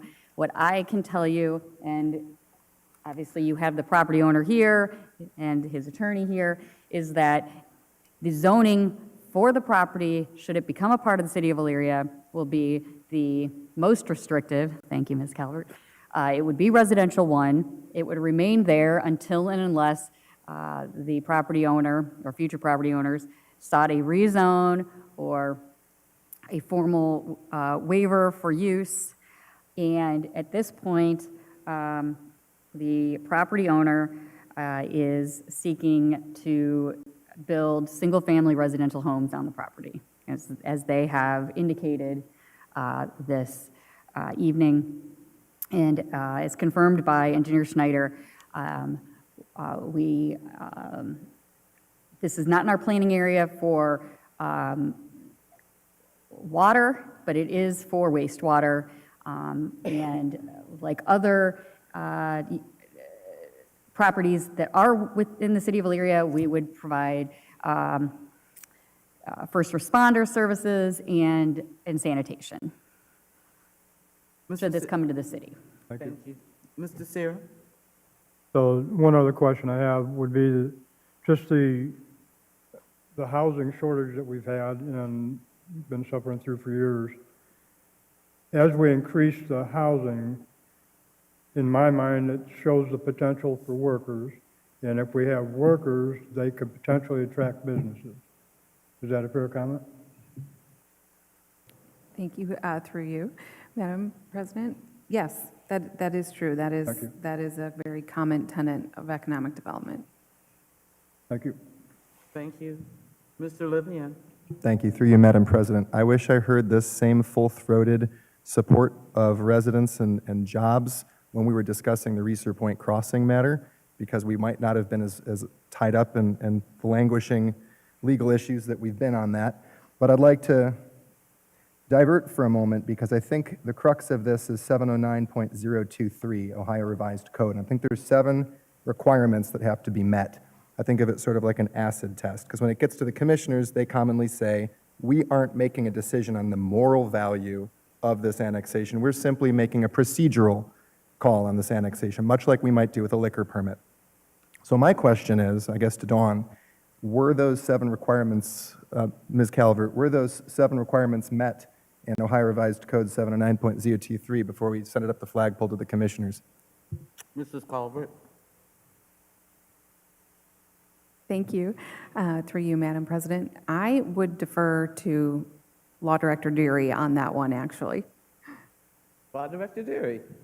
Through you, Madam President, because the question of accepting is not before council this evening, I would advise that we not go through that tonight. However, that is absolutely, those are all, those 7 factors are all very valid.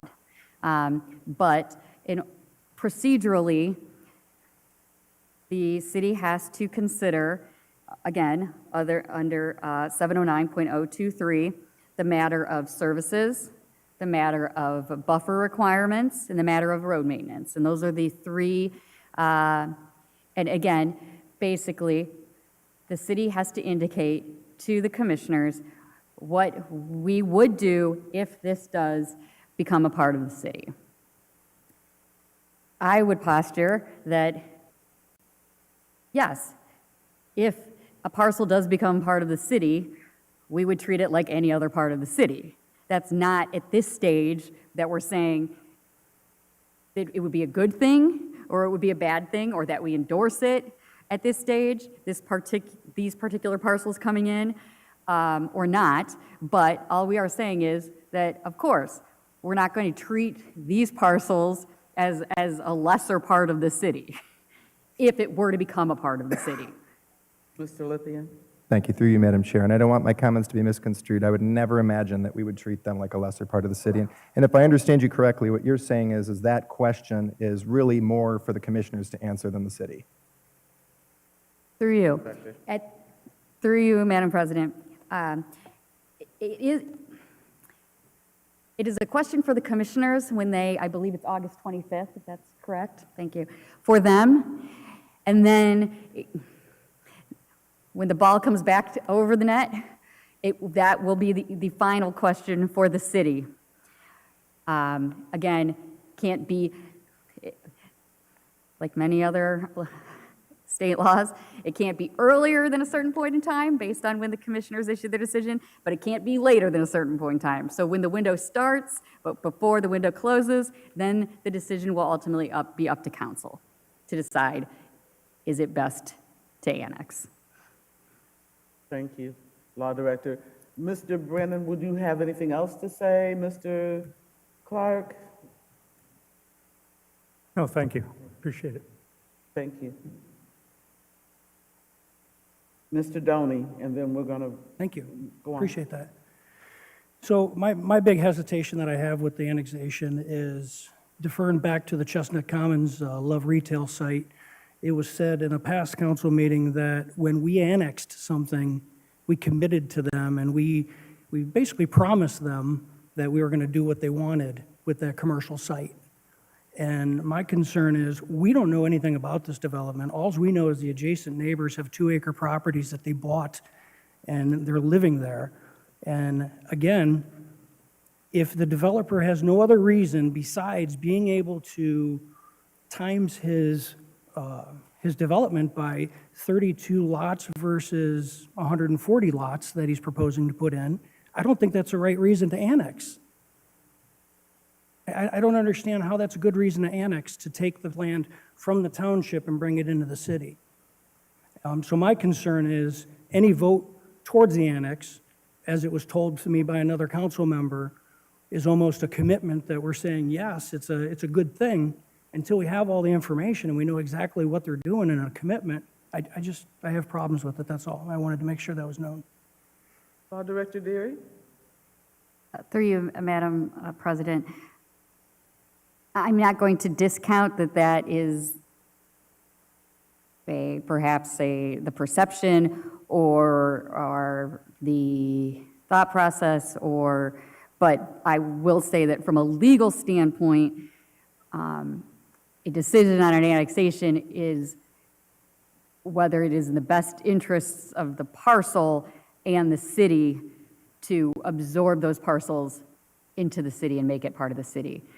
And not any more, not any less, not that we are, as a city, from a legal standpoint, buying into someone or the entity's business proposal or anything else or anything less. All I'm saying is from a legal perspective. That doesn't mean that there isn't sentiment or a moral obligation, or again, your individual votes don't bear meaning. But from a legal standpoint, it's simply what is best for the city, and also, to a certain extent, what is best for the parcel. Mr. Snyder? Through you, Madam President, going off of Mr. Doney's comment, if you were to make the density what he's suggesting, in your prior knowledge of the market, would that price us out of the market for the product that's deemed to go on the property? If you can answer that. Does that make sense? Would this price itself out of the market if what he's saying is if you had to span the density further to put less houses in, would it increase the price of the housing so much that it's no longer meeting the market response? It's now over, do you know what I'm saying, over market value for, does that make sense? Yeah, well, I'm trying to think of with the buyer being Ryan, what they have said is they're looking at a house that's X amount of foot across the front. Your R1 specifies both of our setbacks. The only uptick is really not in the square footage compared to what they have been building north of there and on the other side of Elyria, on the east side. The idea is there would be more three-car garages. So that's going to widen the lots out, and if they widen, they would get deeper. And so does it affect it? Once you get to a certain point with a lot, all of a sudden you've priced out certain buyers. So if you remember we did River Run many years ago, 2020, right prior to that, the idea was the house was going to be $199. Went through COVID, everybody knows what happened, the prices went up $250, $270, but then they hit a certain number, and that was where they all ended as far as sales. And you've seen the same thing north of the Sunfall Road on the new subdivision that was put in there. As far as density size, lot size, everything else, so we went very far with doing the original studies, the wetlands work, the environmental studies. Initially, this application was brought to us, or to you, through the original owner. And at one point, the attorney for the owner said, we'd rather you buy the land and not have that particular past owner up in front of this board trying to do this annexation request. So we still have a lot of engineering to do on it. We know the lay of the land. We know there's a swale that runs through the middle of it, but we also know there's a need to do a lot of storage of water. And that hydraulic storage capacity design will take months to do on its own. They're going to try to start that as soon as they can now that we've at least bought the land and taken it away from the original, not taken away, but took this to make the applications rather than having the previous owner be in front of this board. That's going to dictate the size of the lots. But they're going to be similar to what has been built around there, probably wider because of the three-car garage. And the answer to that is everybody wants a two-car garage and a third car becomes storage. So you're adding 8 foot onto the house. No matter whether you like it or not, it's 8 foot wide. So whatever they were building initially north of there, it could be 8 foot bigger to fit that style house.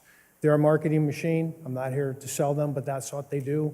Our contract basically specifies that we do certain studies, we come back to them with a plan that says these are pockets that are buildable, this is green space. Our contract talks about they want to have dog parks and they want to have playground areas. There's certain things that are going to be in this subdivision based upon the fact that that's what they see the market is going to bear. Thank you. Just one quick. Mr. Oswald? Thank you, Madam President. Unfortunately, I understand you guys don't trust anybody right now from what you've been going, and I get it. We got a good company. I trust them. I'm a trusting person. I think they're going to do what they said, and it's going to be great because I trust people. You've seen where you just don't want to trust nobody, no matter what. So I'm sorry, it's got to be that way. Done? Thank you. Thank you for the questions and the comments. Mr. Clerk, can you read the committee report? Yeah, so there are 3 separate committee reports that were kind of aforementioned in conversations. One is the buffer requirement, one is the road maintenance, and the city services for the proposed annex that's in front of you. So we'll each read them individually. We've considered the matter of a buffer, should annexation proceed for certain parcels from Amherst Township, a buffer requirement pursuant to Ohio Revised Code 709.023C. Can Can I get a motion, please, to get it on the floor? Second. Moved and properly second. Question, Mr. Lippian. Thank you. Through you, Madam President. I just wanted to check, from the looks of the zoning map, before we vote on this, it does look a little bit like we might be separating a portion of Amherst Township away from itself. Just kind of the way the map is drawn. I just want to clarify if that is accurate or not. I'm referring to the inverted L there at the bottom right corner, outlined in the blue. So if I can point really quick, might be easiest.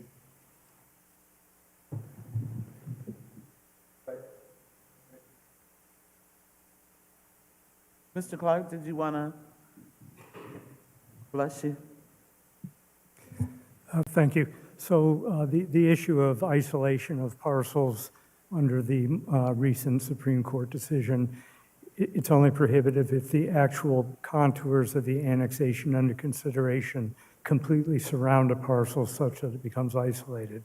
If existing boundaries result in isolation and it's not completely surrounded by the territory to be annexed, then that's not an impediment to the approval process.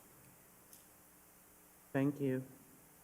If I could also add, just at the request of the law director, so it's not shown on the map, but the actual point of contiguity of this parcel with the city of Elyria is in the upper northeast section where you had that kind of L shape. That is the boundary line between the city of Elyria and Amherst Township. Thank you. Any other questions or discussion? Point of order, Madam President, if we call the question, may I request a roll call vote? This is just law director. Through you, Madam President, I don't see a harm in a roll call vote. However, because each individual member of strategic planning is going to either sign or not sign, I believe that also would indicate each individual member's vote on the matter. So again, if there's a motion and a second and the committee wishes to have a roll call vote, I don't see the harm in it, but I also believe since everyone's signatures are going to be on the committee report, that it's also going to individually, or, indicate how each member votes on the committee report. And point of order, Madam President, I believe that that is a non-debatable motion for a roll call vote, unless I'm mistaken, and I could be. I'm Under sorry? Robert's rules, I think a call for a roll call vote is non-debatable. Yes, I believe that is correct. Okay, so I would assert privilege. Mr. Clerk, roll call vote, please. So before you begin. Well, so- you gotta get, so we have a motion, so we want to make sure there was a motion that was made and a second, if we have some discussion, so there's up there, so at this point, So we are just voting on this as a committee. This Then is- Correct. Once we come out of this meeting, we will go back into council and vote yet again. so Well, again, supposing that there is a committee report. Yes. To move forward, yes. So will we need to have a roll call a vote when we come out? Should there be a motion for a roll call vote on the actual legislation? Yes. Thank you. Mr. Clerk, roll call. roll call vote.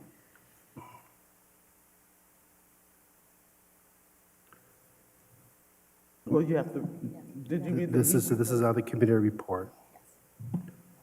Mr. Sira. Aye. Mr. Van Warmer. Aye. Mr. Armstrong. Nay. Ms. Rothgary. Yay. Ms. Davis. Aye. Mr. Tolet. Aye. Mr. Lippian. Nay. Mr. Oswald. Aye. Mr. Doney. Nay. Mr. Schneider. Aye. Ms. Mitchell. Aye. Does the So for the- motion carry? For the motion carried, so I would say that you each sign, those who are in favor of that, please go ahead and sign the committee report. Yes. Through Thank you, Mr. Clerk. And just housekeeping, there are no lines, so please, yes, to the best of everyone's ability. So, thank you.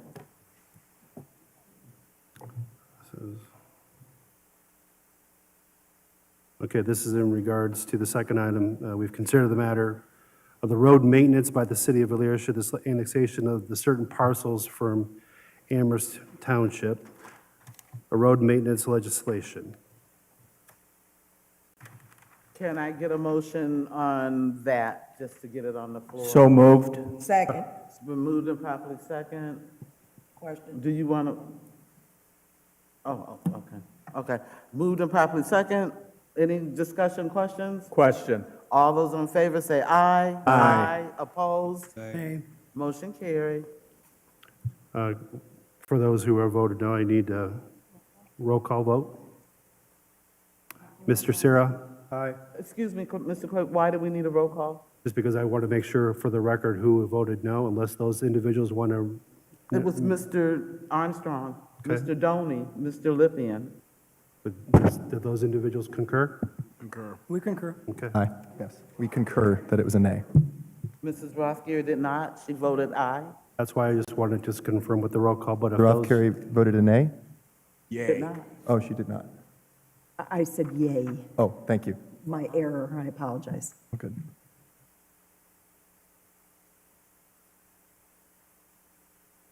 And the final piece is that we've considered the matter for this community report services to be provided by the city should the annexation be approved pursuant to Ohio Revised Code 709.023, said legislation addressing provisions of services.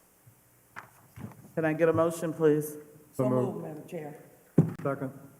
Moved and properly second. Any discussion? Madam Chair, through me, Madam President, this is just that we would provide services if it is annexed, correct? Correct. Understood. Well, then I would be in favor of providing services. Thank you. I lost my train of thought. I'm sorry. It was moved and properly second. Question. Question. All those in favor say aye. Aye. Opposed? Motion carried.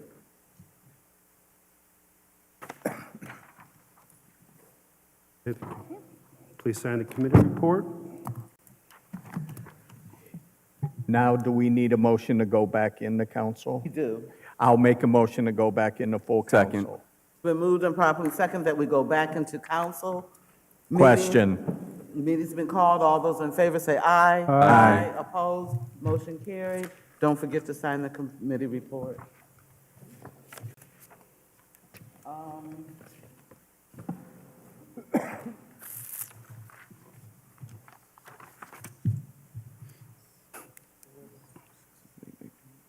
So Law Director, so now we have to vote Yep.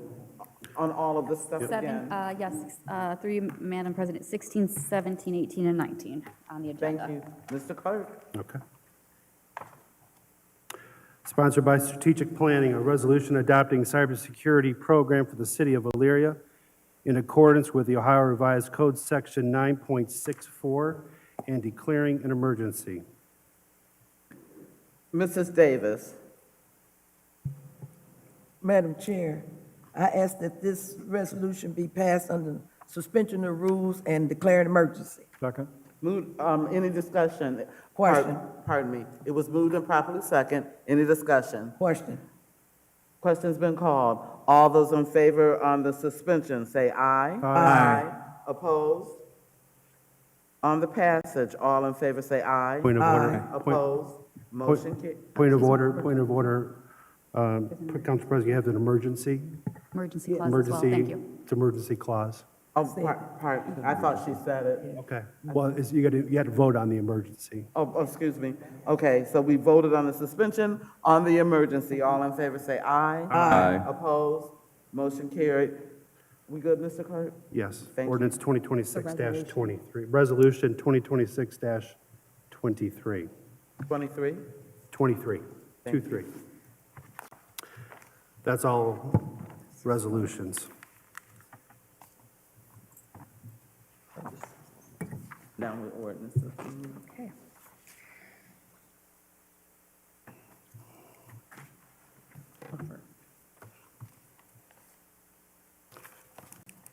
Okay, this is in regards coming out of strategic planning. An ordinance pursuant to the Ohio Revised Code Section 709.023C, requiring a buffer between the territory proposed for the annexation and surrounding township land if Elyria determines that the use districts in the townships are incompatible with those in the city of Elyria. Mrs. Davis? Madam Chair, I ask that this ordinance be passed under suspension of rules. Second. Second by Mrs. Roth Gary.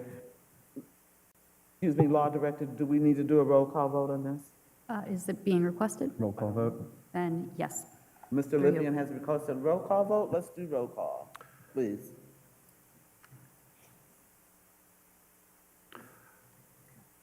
On the suspension, Mr. Sierra. Aye. Mr. Van Warmer. Aye. Mr. Armstrong. Nay. Ms. Rothgary. Aye. Ms. Davis. Aye. Mr. Tolet. Aye. Mr. Lippian. Nay. Mr. Oswald. Aye. Mr. Doney. Nay. Mr. Schneider. Aye. Ms. Mitchell. Aye. Suspension passes. On the passage, Mr. Sierra. Aye. Mr. Van Warmer. Aye. Mr. Armstrong. Nay. Ms. Rothgary. Aye.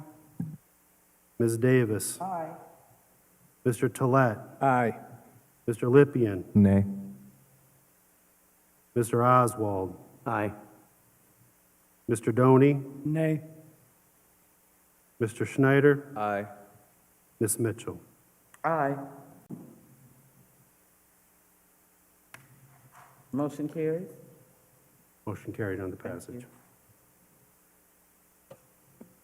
It's 8-3. No, I'm sorry. Oh, it's ordinance 2026-103.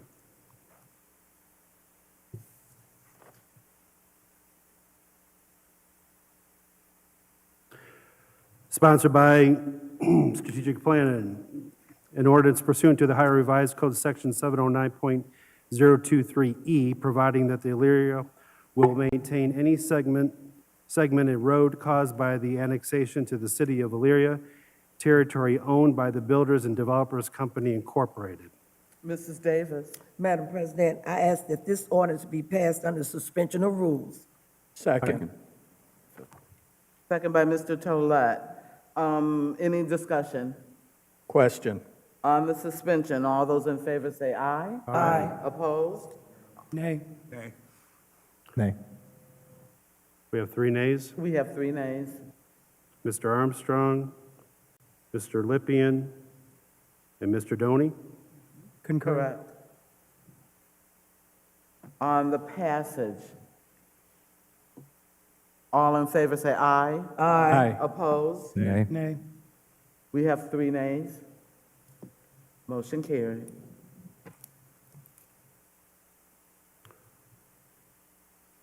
Ordinance 2026-104.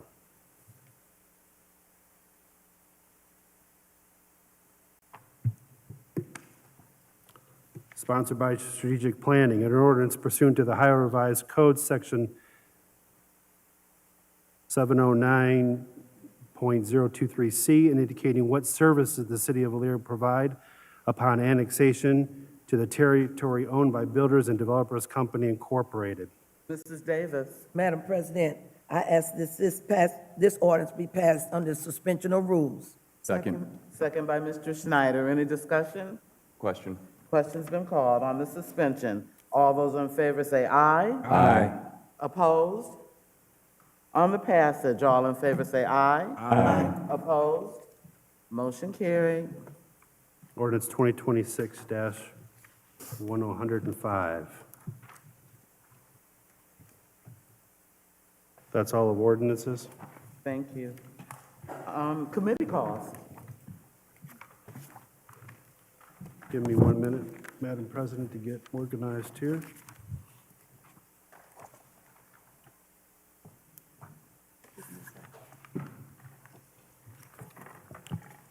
Community Development request. Committee members, the Mayor, the Law Director, Finance Director, Safety Service Director, and the engineer to meet on August the 10th, 2026, beginning at 6 p.m. Joint Community Development Finance, as asks all committee members, the Mayor, Law Director, Finance Director, Safety Service Director, and the engineering to meet on Monday, August 10th, 2026, immediately following the Community Development meeting. Finance and Utilities requests all committee members, the mayor, the law director, the finance director, safety service director, the engineer to meet on Monday, August the 10th, 2026, immediately following the Community Development and Finance meeting. Finance requests all committee members, the mayor, the law director, the finance director, and the safety service director, the engineer to meet on Monday, August the 10th, 2026, immediately following the Finance and Utilities meeting. Utilities requests all committee members, the mayor, the law director, finance director, or safety service director to meet on Monday, August the 10th, 2026, immediately following the finance meeting. Strategic planning requests all council members, the mayor, safety service director, law director, finance director, in council chambers on Tuesday, September the 8th, 2026, immediately following the full council meeting. Thank you. That's all committee calls. Miscellaneous and unfinished business? Madam President? Mr. Lippian. Thank you. Through you, Madam President, I just want to thank Andrea Barlow, Cam Roadhamel, Stephanie Edwards, Amanda, thank you, and Karen Johnson, and Sarah Noonan, and Kim Poland for speaking eloquently and respectfully, and I'd like also to thank Madam President and Council for conducting the debate on this very long meeting respectfully. Thank you. Anyone else? Mrs. Davis. Madam President, seeing no other business before this council, motion to adjourn. Second. Been moved and properly second. All those in favor say aye. Aye. Opposed? Good night, everyone. Thank you for coming.